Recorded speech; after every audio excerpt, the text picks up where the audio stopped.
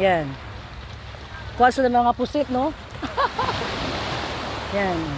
Magbangka na sila guys, oh. Yan. Oh. Ang daming isda dito kaya kung ano, kumuha ka ng isda, ang dami dito. Hmm. Nagbangka pa rin. Oh, nagbangka. La Playa Bonita. Ang sarap dito, guys. Walang pollution.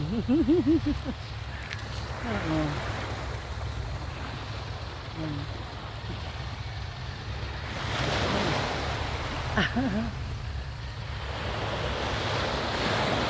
Wala na, nabangka na siya guys. Nandoon na siya.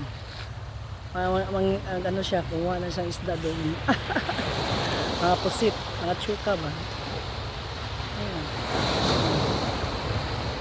Ayan. Sarap ang dagat dito guys. Okay, bye. Thank you for watching.